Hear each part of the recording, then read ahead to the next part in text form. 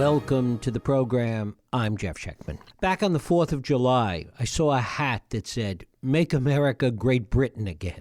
A good laugh, even more so when superimposed on the current relationship between the two countries. Certainly, there is the much vaunted special relationship between Great Britain and the United States. Not just between the countries in an abstract geopolitical way, but between leaders that have been shaping and reacting to the world at similar times and in similar ways. The modern manifestation of that relationship began with Churchill and FDR, continued with JFK and Harold Macmillan, Reagan and Thatcher, George W. Bush and Tony Blair, and even Trump and Boris Johnson. While Great Britain may have lost its empire, its connection to the U.S. in contemporary times has kept it relevant and dynamic. But after the 75 years that began with World War II, is that relationship due for a refresh? If so, perhaps it will require a degree of honesty about the relationship that has been heretofore lacking on both sides. To examine this, I'm joined by my guest, Ian Buruma. Ian is the Paul W. Williams Professor of Human Rights and Journalism at Bard College. He is the author of numerous books and articles, including Year Zero, A History of 1945. It is my pleasure to welcome Ian Buruma here to talk about his newest work, The Churchill Complex. Ian, thanks so much for joining us. Thank you. Well, it's a delight to have you here. Talk about what changed in the U.S.-British relationship around the time of World War II in 1945. Well, before World War II, the relationship had been quite rocky. After all, certain periods, the two countries went to war. But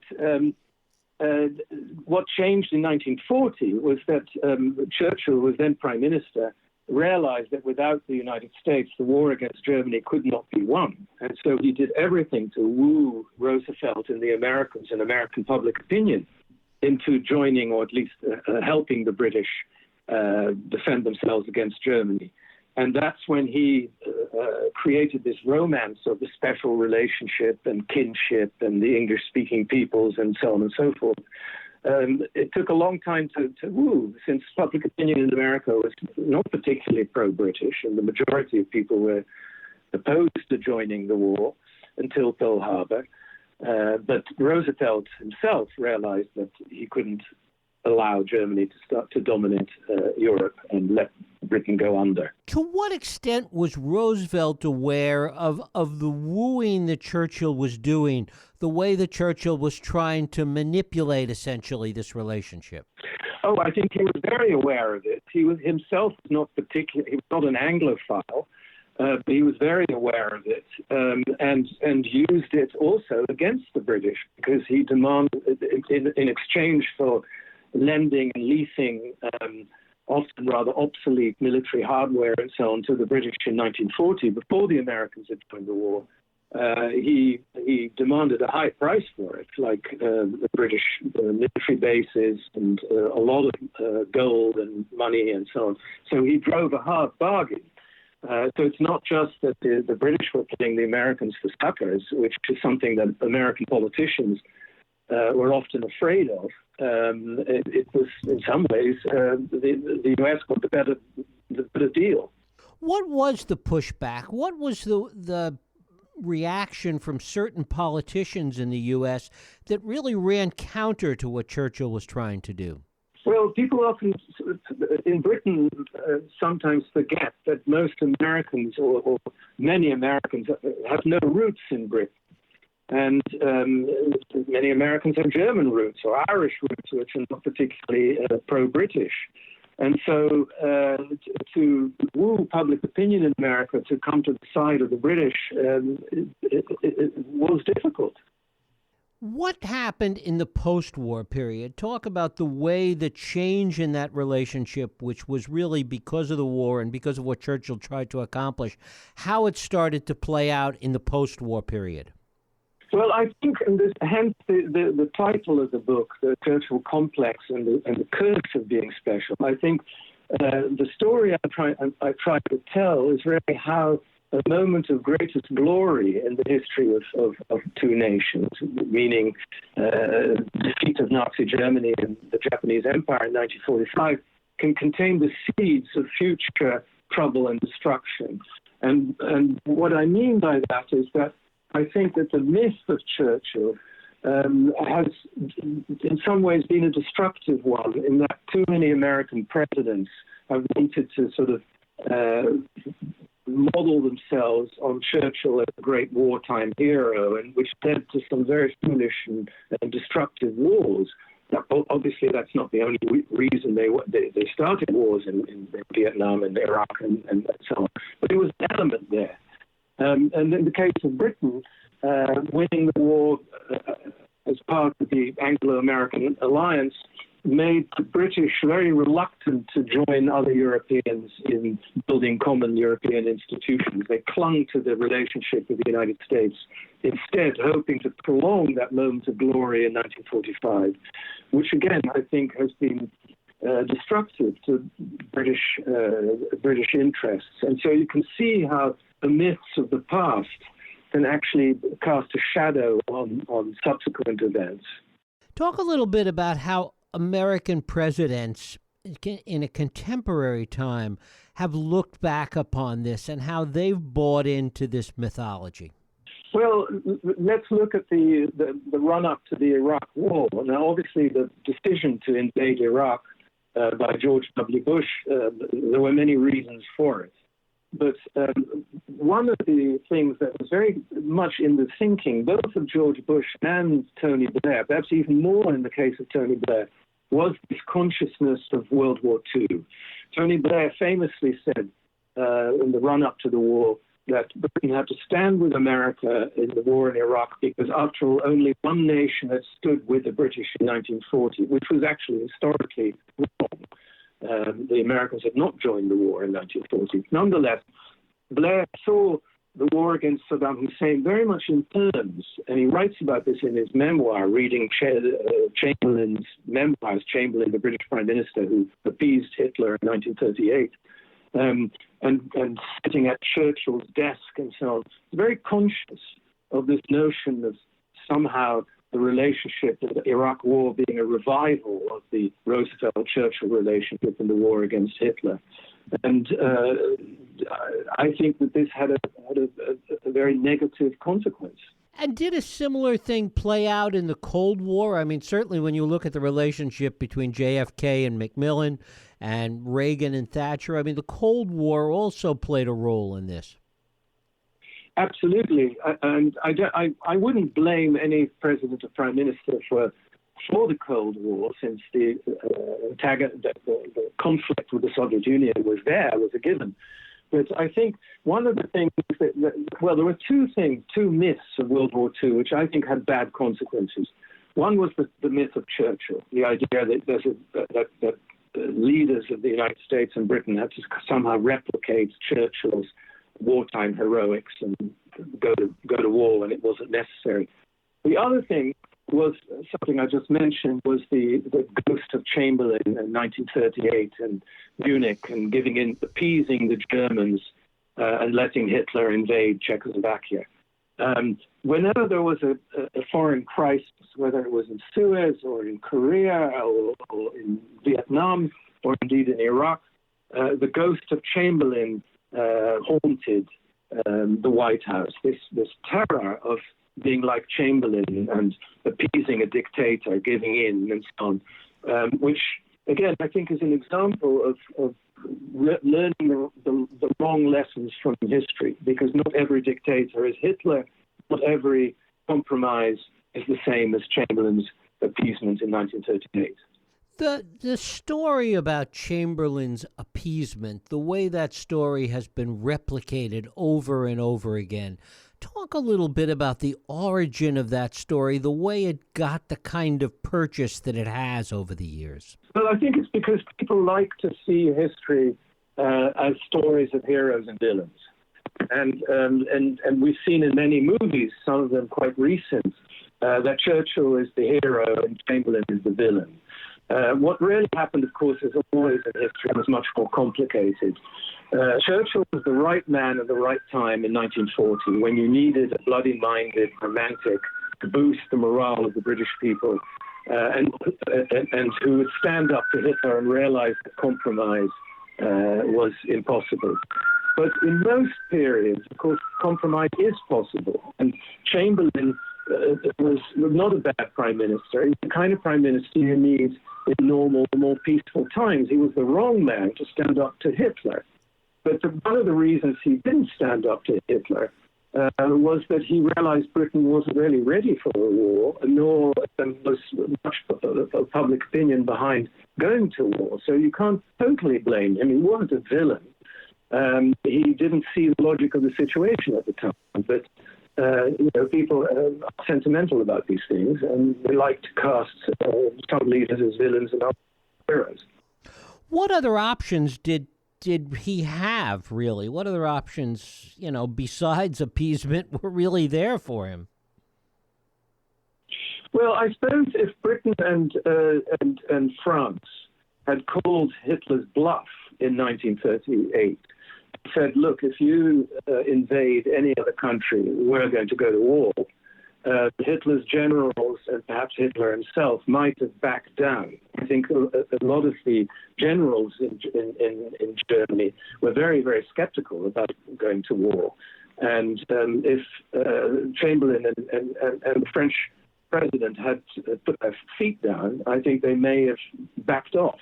But this is speculation. It's easy to say in hindsight.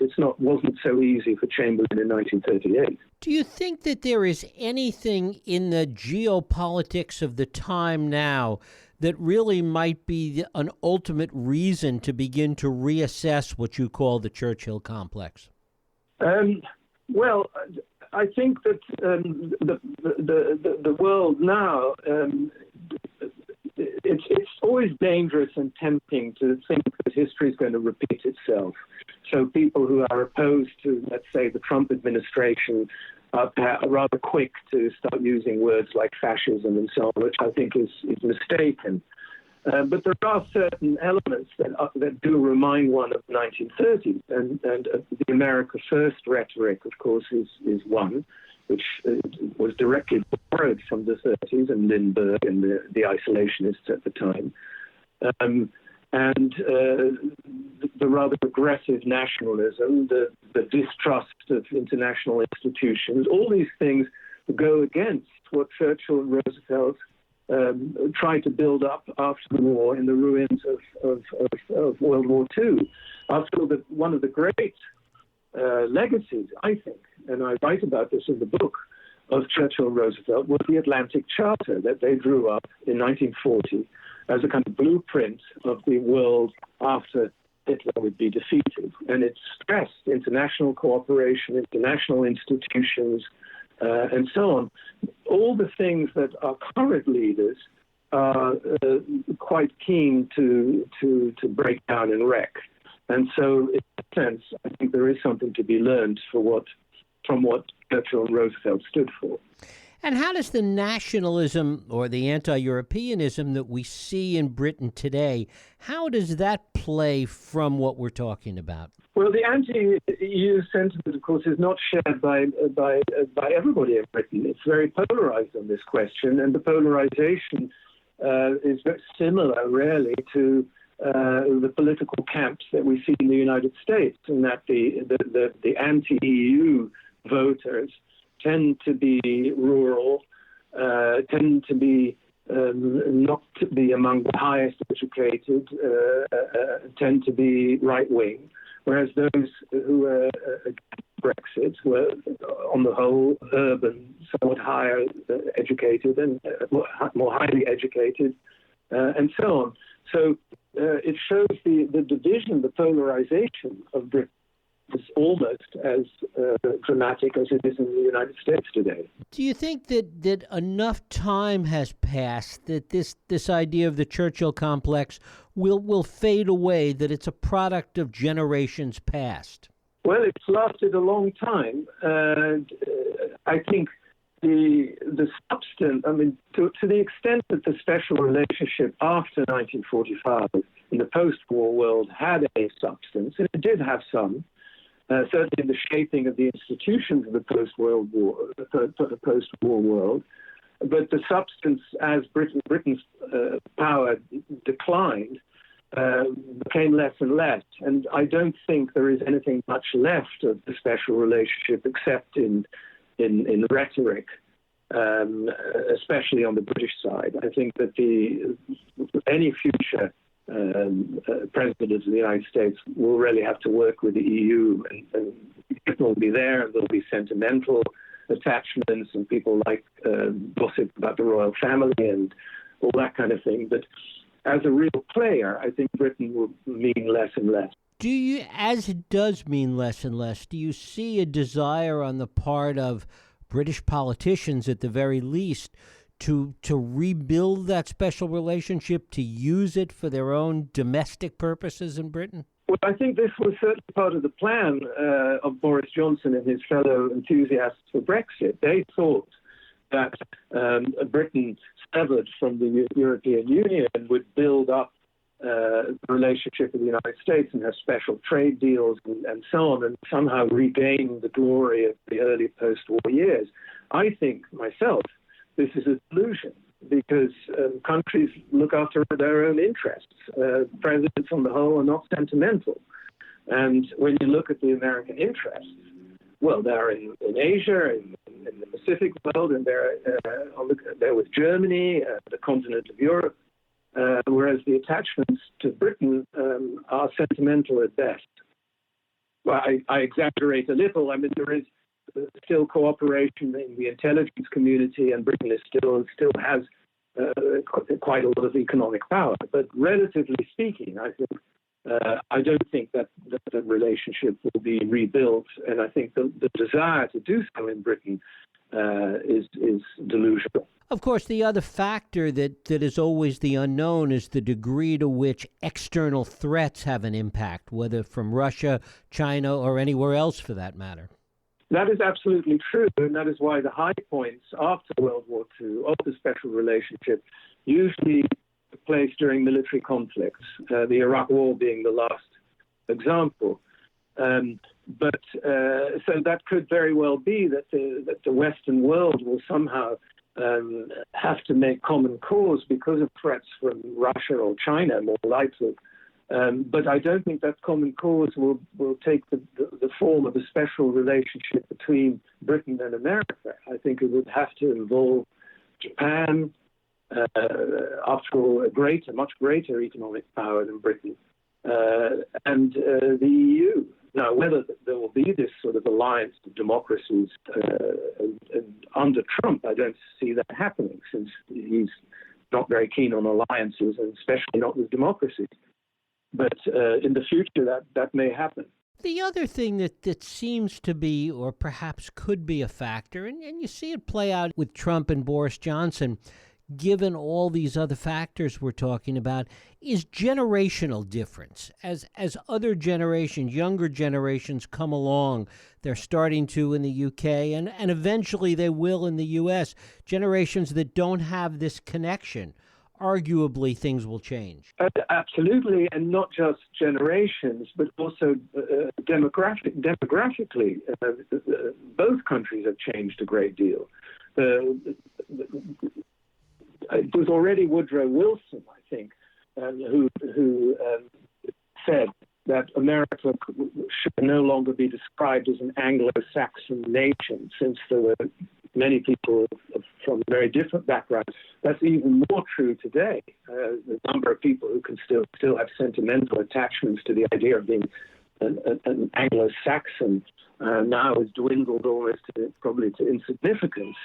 So I think there's that, and I think that there's certainly the younger generation no longer have any memories of World War II, or even living in the shadow of World War II that somebody of my generation still shared. So yes, I think that the sentimental power of the special relationship because of the war will no longer be a great factor. Do you see it being a factor in British politics? Do you think that it's an issue that will play itself out internally in Britain, the relationship with the U.S., whether it's special or not?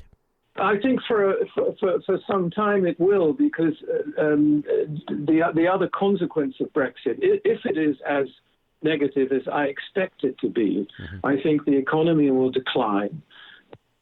Britain's clout will certainly decline. And out of frustration, it is perfectly possible that many people in Britain will become more and more nostalgic for, what they might think of their finest hour under Churchill and winning the war and all that. And that nostalgia always involves the United States and the relationship with the United States. But I think it would be very one-sided. I don't think it would be reciprocated from the United States. I don't think that kind of nostalgia plays the same part in American politics that it does in British politics or English politics, perhaps. And yet there still is a fascination with the war and the war years, whether it's in literature, whether it's in movies. There's still an interest. It's interesting. You would have think that would have all faded away by now. That is certainly true, and any book about Hitler is probably a guarantee to have a wide readership and so on. The war is still sexy, there's no question. But I think when Americans think about the war, they don't think in the first place of the British role and the role of the relationship. They may think of Churchill to some extent, but the interest in America, as far as I can see, is a military interest, and that involves the war in the Pacific. It involves D-Day and so on, but I don't think the British play a very large part in this. Ian Buruma, his book is The Churchill Complex, The Curse of Being Special, from Winston and FDR to Trump and Brexit. Ian, I thank you so much for spending time with us. Thank you. Thank It was you. a pleasure.